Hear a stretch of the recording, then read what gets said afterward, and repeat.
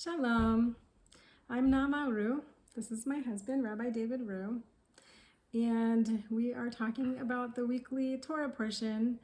The Parshah this coming Shabbat is Vayigash. Yes. Can you tell us about Vayigash and maybe a story of our wonderful people that picks up on some theme from the Parshah? In this Parsha, Yosef makes himself known to his brothers, and he sends his brothers back to bring Yaakov Avinu to Egypt. And he says, "Vigadatem le'avias kol kvodi," and you will tell my father all of the honor that has been given to me in Egypt. Now, many stories about honor. One of the things that is difficult for many people to understand today is the great conflict and even hatred many times between Misnagdim and Hasidim, between the new movement of piety that arose in the wake of the Baal Shem Tov's teachings and those that were opposed to the changes. So when was that? A lot The Baal can Shem be Tov? said about this about 250 years ago or so, a little more. And this tension continued for a long time.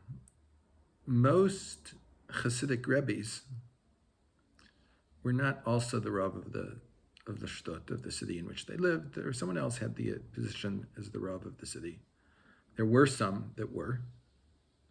The Avnei Nezer, famously, the Divrei Chaim of Sanz, and the Tzemach Tzedek of Lubavitch, and there are others. I'm not limiting it to these. These are clearly the most famous of them.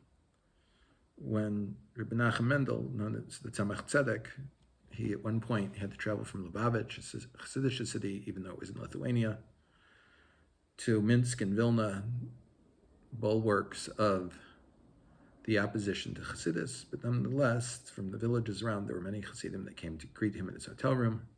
Not only that, but many of the Rabbanim would come to greet him as well, because he was known more outside of the Lubavitcher Hasidim as a posek than as a Rebbe. A posek is? A posek is someone that issues decisions in Jewish law, although that is a massively unhelpful term in English. One of his sons who accompanied him, his Shamash, wrote back to his mother in Lubavitch how he was happy with the honor that his father was shown in these Misnagdish strongholds. When they returned to Lubavitch, and Rebbe Nachum Mendel saw his son's letter, he started yelling at him, rebuking him for writing such a thing. And the Rebbitzin, hearing this, she says, "What's wrong? What did he do?" He was just describing the circumstances. Lazama. And the Tzemach Tzedek said, "My blood was being shed mercilessly." And he writes how pleased he was. It's how kavod is received varies among different gedolim. I once heard from my Charusa Rav Simcha Weinberg that his grandfather, Rav Ruderman, the founding Rosh Yeshiva of Ner Yisrael in Baltimore, one of the greatest of the Rabbanim ever to be in the United States, said that they shouldn't stand up when I walk in the Beis Medrash. Ner Yisrael had at least 500 Talmidim. They'd all stand up whenever the Rosh Yeshiva walked in. They shouldn't do it. But it feels good. They don't want the honor. How they receive the honor is different. Well, Rav Ruderman had a completely different take on it than the Tzemach Tzedek did. The Tzemach Tzedek, it bothered him to receive the honor. Rav Ruderman,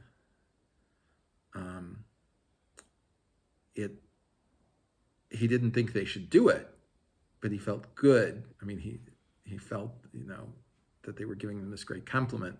It felt good to him, even though he didn't feel he deserved it. There's another interesting story about Rav Ruderman that I heard from my Chavrusa again, Reb Simcha. He said, both my father and my grandfather Yaakov Weinberg and Ruderman, said that they were Amaratzim. The difference between them was my grandfather really believed it. What does that mean? Ignorant. They both said about themselves that they were ignorant.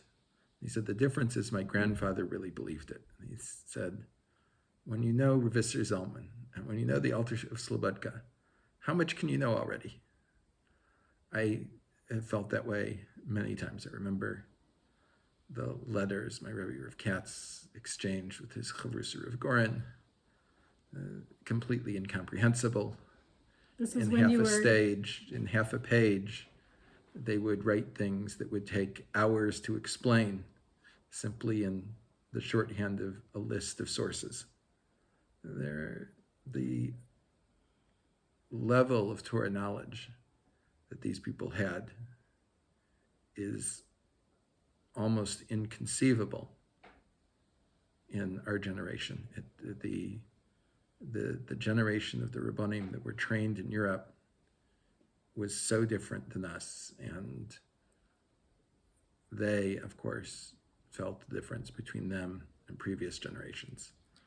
So we can just have to be aware that the people that we try and take lessons from add much more to our knowledge and allowed this, and it worked it themselves to make their entire beings part of the Torah, that there was no separation from them in the Torah.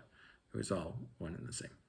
And it's kind of like when we talk about what is the Torah reading for this week, we can always see it reflected in some way, in some light, in the generations that followed.